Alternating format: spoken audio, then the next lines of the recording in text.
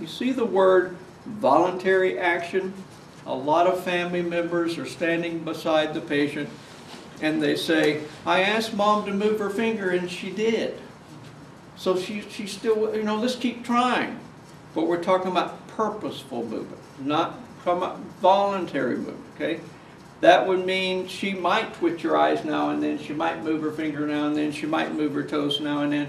But it wasn't because of your directive that she did that, but the body still does that. It still has those kind of emotions and those kind of twitches and those kind of movements.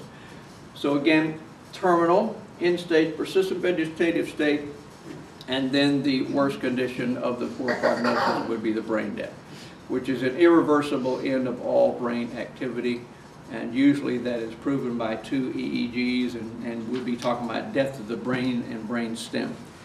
So those are the kind of decisions we get through, and again, we're trying to balance this, what I want as a patient compared to what medical can do for me, okay? And as we get smarter and smarter and smarter in the medical, there's going to be a lot more they can do. If you think back just a short 40, 50 years ago, before they knew anything about intubation, putting a tube down your throat and breathing for you mechanically, before they knew anything about pressing on your chest, get your heart going in, before they knew anything about taking some electronic particles and shocked you and it got the heart back going in, before they knew about all these kind of special drugs that they could push into your IV and get your heart going in, before they knew all that, you would simply have a cardiac or pulmonary arrest, and there wasn't anything they could do, and they would sit there and hold your hand until you passed. Today, we have all kind of ability. Now the question is today, when do we use that? How long do we use that? How many times do we use that until we say, no more? And if I went around the table and just gave you a scenario of a medical situation, and I asked 20 different people what they would do, we might get 25 different answers. You know? Because it's just situations like, well, but for me, I want this.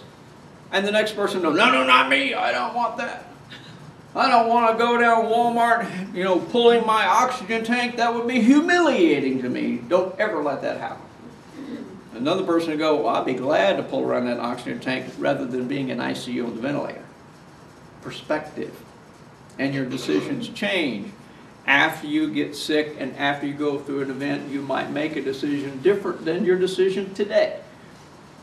Your plan as a minister would be to be by their side, helping them make their decision. But so many of us, after we've made our decision, somehow our decision kind of gets pushed into, well, you need to, and you need to, and as much as we can. I know it's hard to be totally separated from our world and our decision. As much as we can, the goal is patient rights. The goal is patient decision. And I know for me and everybody else that I see working with on the medical team, we get our stuff into that a lot. So I hear many times from nursing, from physician, from chaplain, why are we doing this still with this patient? Because they still want to. Oh, we shouldn't be doing that. Well, no, that's you, okay? That's your opinion, that's your decision. First of all, are they getting good information so they can make their decision? And after they've made that, we kind of go, well, alrighty then. You know, well, that's hard for us after we've made our opinion of our decision to take a step back. So you as the minister, your goal would be, are they getting good information? Are they able to make good choices? And some of that is family is intermingling their opinion to the patient. So they got, you know, mom and dad or brother and sister and son and daughter and all these going, you need to. And so many times as, well, my role in the hospital for those 14 years was not only the chaplain hat, but the patient representative hat. So sometimes I would, after all the families out of the room, go to the patient, but what do you want? It'd be quite different than what they were being talked into. And so our goal as hospitals protecting patient rights is to help their choice. So in the same way as a minister, you're seeing medical capability, You're seeing patient rights what they want, and you're trying to assist them to make that decision.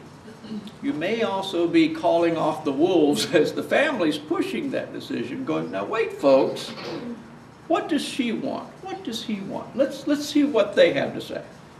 Because so many times in my job I've seen, especially dads and moms of children in the room, they're kind of go, Mom, come on, let's do that heart surgery. Come on, Mom, let's do that one more lung treatment. Come on, Mom, let's do the dialysis.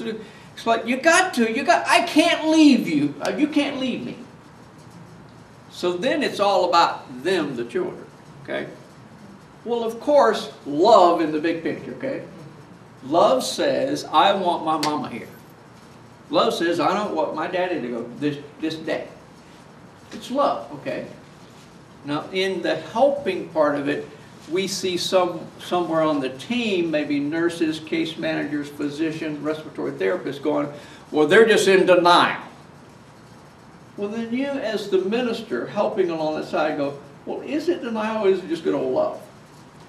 Does love not say, you've got to stay here? Does love not say, you've got to do one more treatment? Okay? But what does the patient want? So you assisting, being there by their side, ministering to the patient and to the family. Let's say even in your churches, this one in the bed is your parishioner, your church member. Well, and the spouse is too, and the children are too. They're all your ministry, okay? And how many times in ministry do we find ourselves in the middle of this? How many times have I been out in the parking lot and families walking in the door, they're going, Larry, you have helped my mom so much, being the chaplain here in the hospital, helping her.